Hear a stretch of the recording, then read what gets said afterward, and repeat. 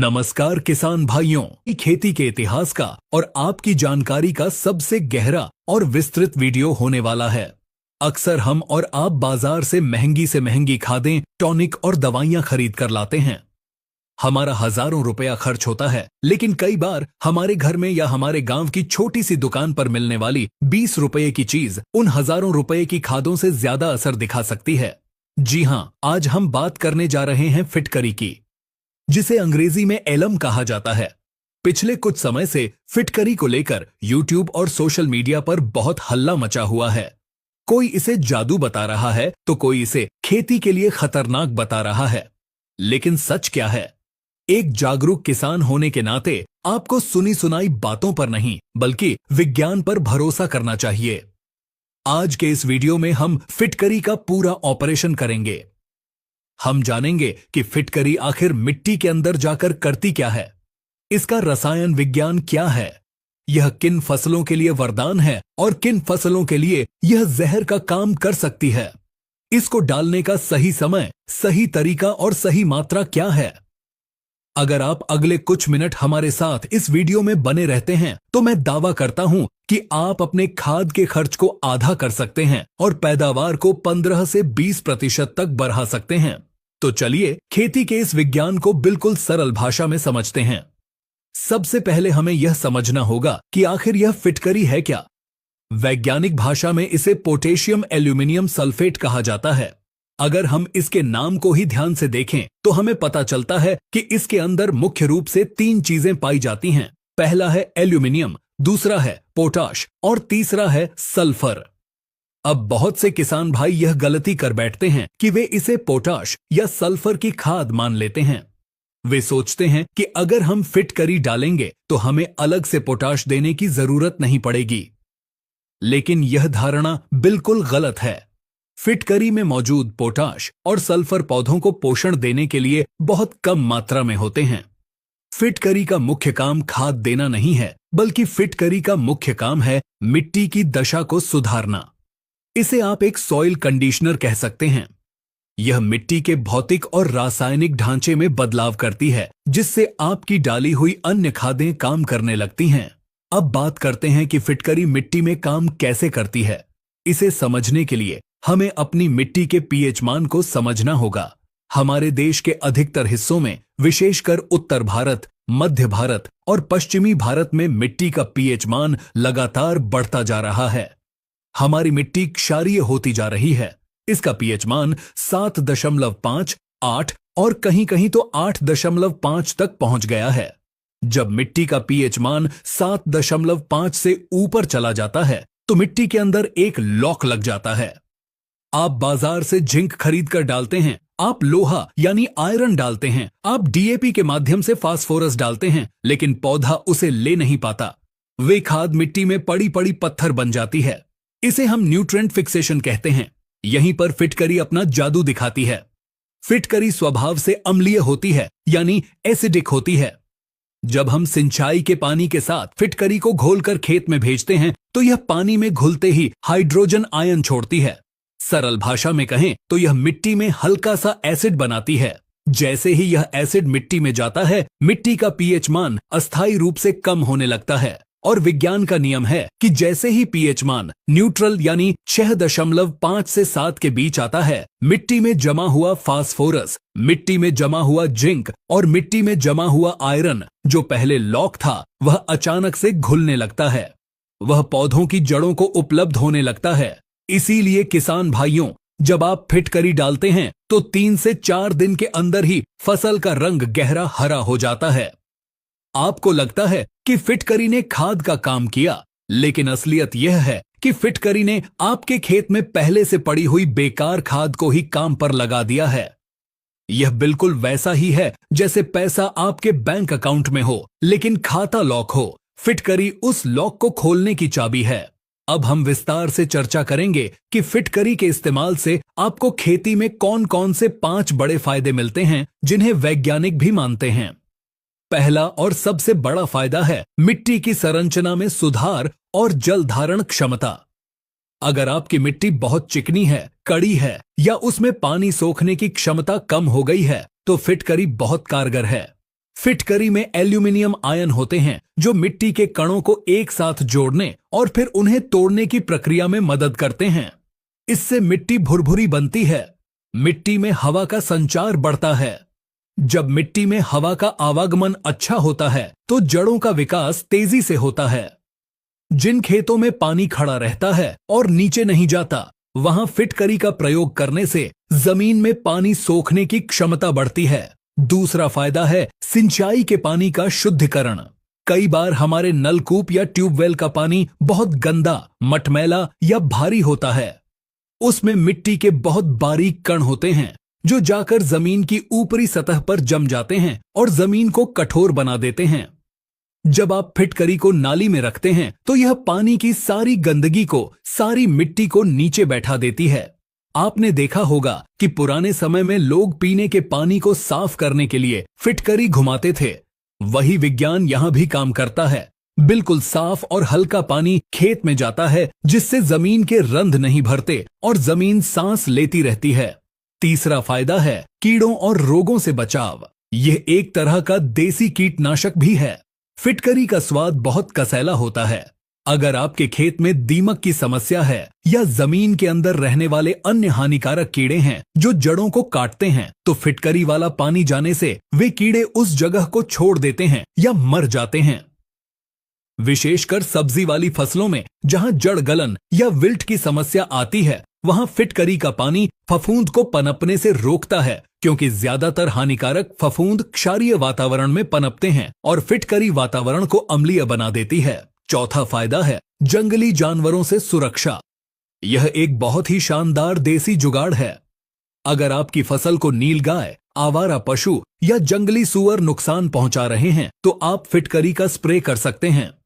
इसका स्वाद इतना कड़वा और कसैला होता है कि अगर जानवर एक बार फसल को मुंह लगा ले तो वह दोबारा उस खेत की तरफ देखता भी नहीं है। इसके लिए आपको 15 लीटर पानी में लगभग 50 से 60 ग्राम फिटकरी और थोड़ा सा नीम का तेल मिलाकर फसल पर छिड़काव करना होता है।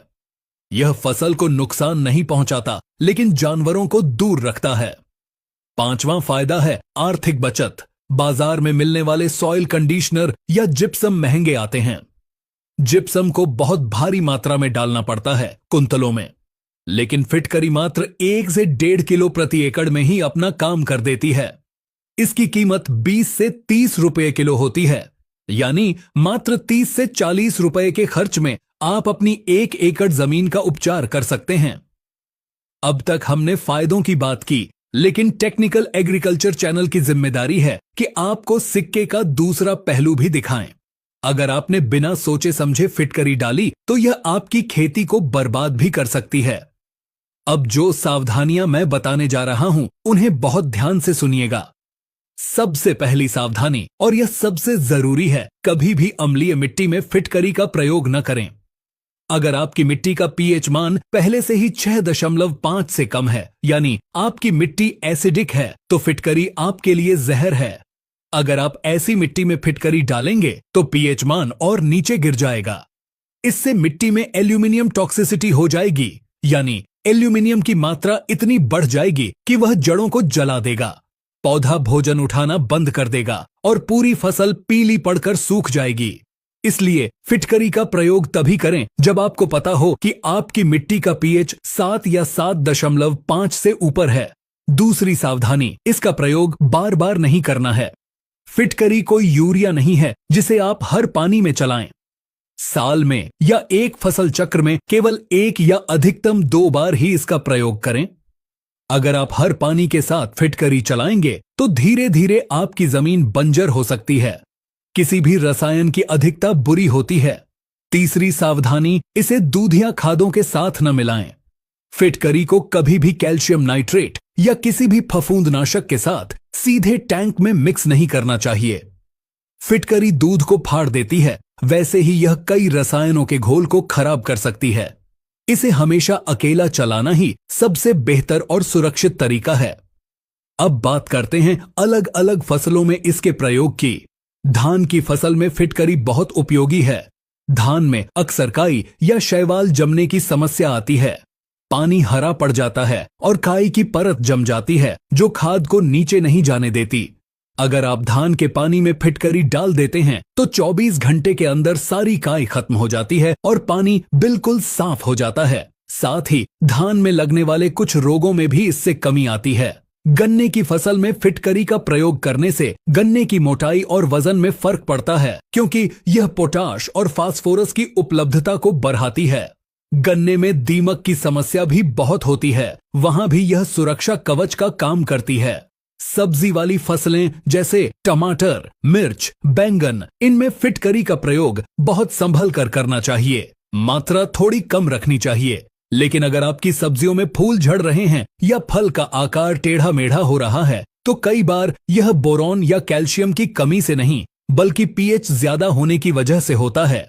ऐसे में एक बार फिटकरी का पानी चलाने से तत्वों की कमी दूर हो जाती है और फलों में चमक आ जाती है। अब आते हैं सबसे महत्वपूर्ण हिस्से पर कि फिटकरी का प्रयोग कैसे करना है और सही मात्रा क्या है। किसान भाइयों, मात्रा का ध्यान रखना बहुत जरूरी है। प्रयोग करने का पहला तरीका है खुले पानी में यानी फ्लड इरिगेशन में। जब आप ट्यूबवेल या नाली से खेत में पानी दे रहे हों तो फिटकरी का एक बड़ा टुकड़ा लगभग 1 से 1.5 किलो वजन का ले लीजिए।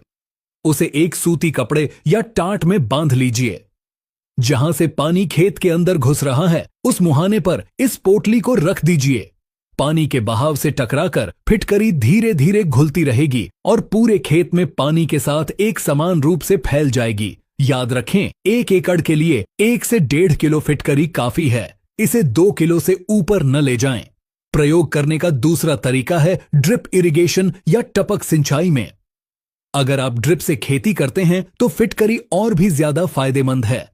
यह न केवल मिट्टी सुधारेगी बल्कि आपकी ड्रिप की नलियों में जमी हुई गंदगी और साल्ट को भी साफ कर देगी।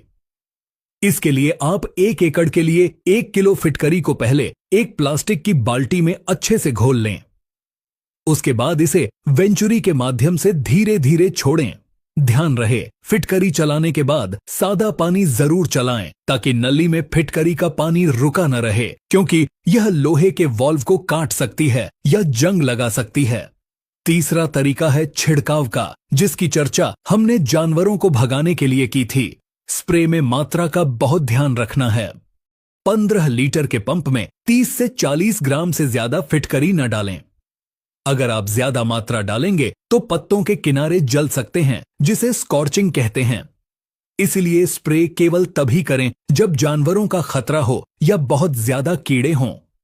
पोषण के लिए स्प्रे करने की सलाह हम नहीं देते। पोषण के लिए जमीन में देना ही सबसे अच्छा है। बहुत से किसान पूछते हैं कि क्या फिटकरी केंचुओं को मार देती है। देखिए, फिटकरी एक रसायन है। अगर आप इसे बहुत ज्यादा मात्रा में डालेंगे तो निश्चित रूप से यह केंचुओं को नुकसान पहुंचाएगी।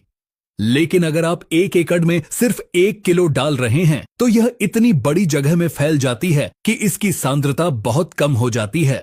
इस सीमित मात्रा में यह केंचुओं को कोई खास नुकसान नहीं पहुंचाती, बल्कि मिट्टी भुरभुरी होने से केंचुओं को काम करने में आसानी होती है। अंत में हम निष्कर्ष पर आते हैं। फिटकरी खेती के लिए एक सस्ता और बेहतरीन विकल्प है, लेकिन यह खाद का विकल्प नहीं है। यह एक उत्प्रेरक है, एक सहायक है।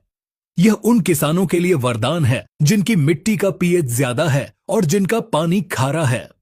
अगर आपके खेत में सफेद पपड़ी जमती है तो फिटकरी आपके लिए अमृत समान है। हमारा सुझाव है कि हर किसान भाई को मिट्टी की जांच जरूर करानी चाहिए। अगर जांच संभव न हो तो आप अपने खेत के एक छोटे हिस्से में इसका प्रयोग करके देखें। परिणाम आपको खुद ब खुद दिख जाएंगे। खेती में लागत कम करना ही आज के समय में मुनाफे का सबसे बड़ा मंत्र है और फिटकरी इसमें आपकी बहुत मदद कर सकती है। तो दोस्तों, यह थी फिटकरी को लेकर एक विस्तृत और वैज्ञानिक रिपोर्ट। हमने कोशिश की है कि छोटी से छोटी और बड़ी से बड़ी जानकारी आप तक पहुंचाई जाए। अगर आपके मन में अभी भी कोई सवाल है तो आप हमें कमेंट करके पूछ सकते हैं। हम हर कमेंट का जवाब देने की पूरी कोशिश करते हैं। जय हिंद, जय किसान।